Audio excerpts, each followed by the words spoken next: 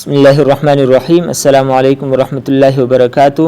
ناظرین، آج ہم بات کریں گے کراچی میں ساحل سمندر پر واقع حضرت عبداللہ شاہ غازی مزار کے بارے میں۔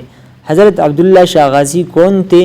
مدینہ منورہ کی سرزمین چھوڑ کر سندھ کی سرزمین پر کیوں آئے تھے؟ آئیے جانتے ہیں اس ویڈیو میں۔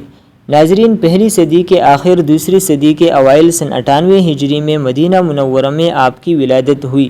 آپ کا شجر نسب حضرت علی المرتضیٰ رضی اللہ تعالی عنہ سے جا ملتا ہے۔ آپ حسنی بھی ہیں اور حسینی بھی ہیں۔ حضرت سیدنا حسن رضی اللہ عنہ کا ایک صاحبزادہ ہے حسن مثنیٰ۔ ان کی شادی ہوئی حضرت سیدنا حسین رضی اللہ عنہ کی صاحبزادی فاطمہ صغریٰ سے۔ فاطمہ صغریٰ سے ایک صاحبزادہ ہوا عبداللہ محض۔ عبداللہ محض کا صاحبزادہ ہے محمد ذو النفس زکیہ۔ محمد ذو النفس زکیہ کا صاحبزادہ ہے عبداللہ شاہ غازی۔ تو 5ویں پش میں جا کر آپ کا شجر نسب حضور صلی اللہ علیہ وسلم تک پہنچتا ہے۔ جس وقت آپ کی ولادت ہوئی اس وقت بنو امیہ کی حکومت زوال پذیر ہونے کے قریب تھی۔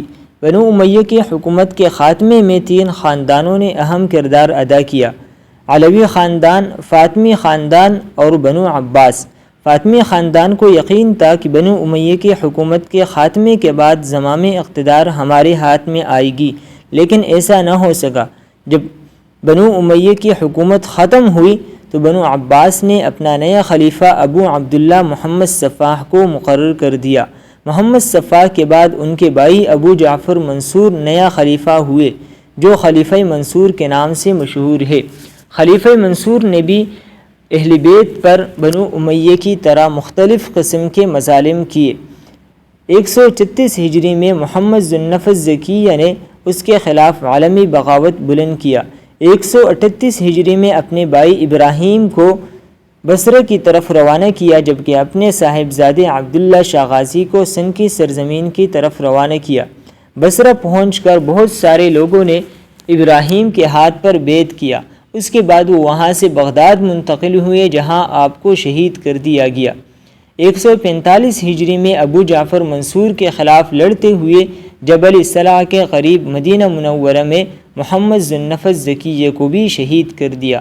145 ہجری میں جب یہ خبر سندھ کی سرزمین پر عبداللہ شاہ غازی رحمۃ اللہ علیہ تک پہنچی تو آپ بہت زیادہ غمگین ہوئے۔ اس وقت سندھ کے گورنر تھے عمر بن حفص، جو اہل بیت کے عقیدت مند تھے۔ انہوں نے آپ کے ہاتھ پہ بیعت کرتے ہوئے آپ کو تسلی دی کہ میں آپ کو یہاں کے ایک مشرک راجہ ساحلی ریاست کے راجہ کے پاس بھیج رہا ہوں جو اہل بیت کا عقیدت مند ہے۔ 4 سال تک آپ اس راجہ کے پاس رہے۔ بہت سارے لوگوں کو آپ نے دائرہ اسلام میں داخل کر دیا۔ سندھ کے لوگ آپ کے ساتھ اپنی عقیدت کا انتہائی اظہار کرتے تھے اور آپ کی ہر ادا پر لبیک کہتے تھے۔ یہ خبر جب ابو جعفر منصور کو پہنچی کہ عبداللہ شاہ غازی سندھ میں ہیں اور وہاں کے لوگ ان کے ساتھ عقیدت کا اظہار کرتے ہیں اور عمر بن حفص کے بیعت کا بھی علم ہوا، تو انہوں نے عمر بن حفص کو معزول کرتے ہوئے افریقہ بھیج دیا اور یہاں کا نیا گورنر ہشام بن عمر تغلبی کو مقرر کر دیا۔ 151 ہجری میں ہشام بن عمر تغلبی کے بھائی کے خلاف لڑتے ہوئے عبداللہ شاہ غازی رحمۃ اللہ علیہ بھی شہید ہوئے۔ آپ کے مریدوں نے ساحل کے قریب ایک پہاڑی پر آپ کی لاش کو دفن کر دیا اور یہاں ان لوگوں نے ڈیرے ڈال دیے تاکہ بنو عباس کے لوگ آپ کی لاش کی بے حرمتی نہ کرے۔ عبداللہ شاہ غازی رحمۃ اللہ علیہ پہلے سید زادے ہیں جو سندھ کے سرزمین پر آئے تھے۔ آپ بیک وقت محدث بھی ہیں، ولی بھی ہیں اور غازی بھی ہیں۔ عبداللہ شاہ غازی رحمۃ اللہ علیہ کا ایک لقب الاشتر بھی ہے۔ الاشتر کا مطلب اچھی طرح سے اونٹ چلانے والا، تو آپ اچھی طرح سے خوب اونٹ چلاتے تھے، اس لیے آپ کو الاشتر بھی کہا جاتا ہے۔ آپ جب سندھ کی سرزمین پر آئے تو آپ کے پاس عربی النسل 400 گھوڑے بھی تھے، اسی لیے بعض لوگوں نے کہا کہ آپ تاجر کے روپ میں سندھ کی سرزمین پر آئے تھے، جبکہ بعض لوگوں کا ماننا ہے کہ آپ تبلیغ اسلام کے حوالے سے سندھ کی سرزمین پر آئے تھے۔ عبداللہ شاہ غازی رحمۃ اللہ علیہ کے سوانح کی اگر بات کی جائے تو آپ نے اپنی پوری زندگی اللہ رب العزت کے دین کے لیے وقف کر دی تھی۔ لیکن جس طرح سن کو باب الاسلام کا اعزاز حاصل ہے تو وہی سن کی جاہلیت بھی کسی زمانے میں کسی سے بھی کوئی کم نہیں ہے۔ عبداللہ شاہ غازی رحمۃ اللہ علیہ جو وقت کے اتنے بڑے ولی تھے، آج ان کے ساتھ ہم یہ حشر کر رہا ہے کہ ان کے مزار پر مختلف قسم کے شرکیہ اعمال اور افعال سر انجام دیتے ہیں اپنے پیٹ کی خاطر۔ 2015 میں ہم اپنے ساتھیوں کے ہمراہ عبداللہ شاہ غازی رحمۃ اللہ علیہ کے درگاہ پر حاضر ہوئے تو ہم نے دیکھا کہ کوئی اس کے قبر کو چوم رہا ہے، کوئی سجدے جیسی حیت اختیار کرتا ہے۔